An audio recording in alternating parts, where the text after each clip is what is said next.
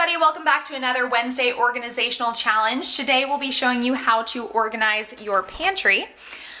So welcome to mine. Here we have some aprons hanging on this door, and this one my mom made me for my wedding shower, and it was the same shower that Taylor threw for me.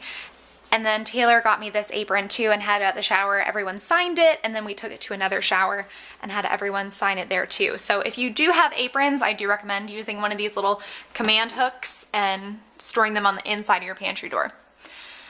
So what to keep in mind while you are organizing your pantry. It's a lot like our fridge and freezer video in that you want to take everything out of the pantry, wipe down the shelves, get rid of any crumbs, and throw away anything that is expired. And then when you're putting everything back, you want to be strategic about that as well. You want your like items with like items, and you also want to keep in mind of where you are placing them when you put them back.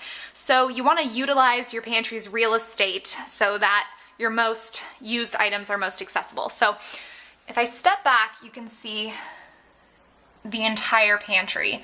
So the middle shelves is where I keep the things that I reach for the most because I can reach them most easily there. So I've got coffee and tea up here, canned items and grains here, and snacks down here. And just like in the fridge and freezer video, I think it's great to have a snack station. Right now I don't have a lot of snacks here, but I keep some almonds, cashews, things like that on this level.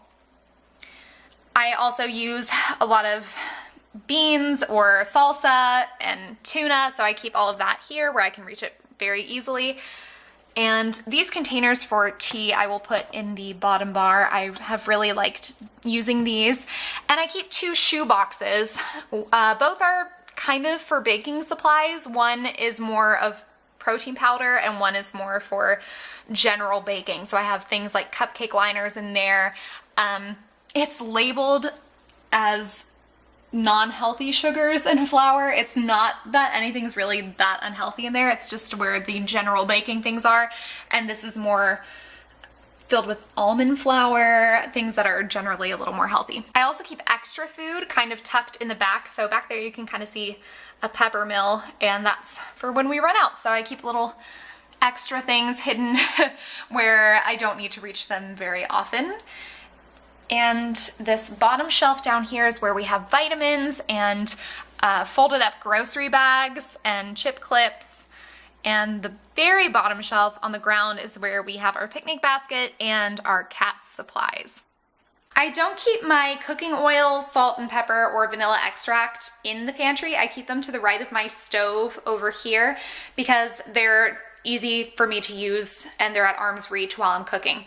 So I do a similar thing with my spices inside this cupboard. So what Phil, my husband, has done is put in these magnetic boards, and then we've taken all of these magnetic tins that are from Bed Bath & Beyond. I'll put a link in the bottom bar, and that's how we store our spices. And if you come in close to them, you can see that if you just turn the lid, this is how you get the spices out. So we've labeled them, and we really like this system because before I had them all lined up in the cupboard and I was knocking everything over trying to find a specific one. I could never tell which was which, and this has worked out a lot better for me. So that's been your tutorial on how to edit and organize your pantry. We hope it helped you. Let us know how it went by telling us on Twitter, Facebook, or commenting below. We'll see you next time. Bye.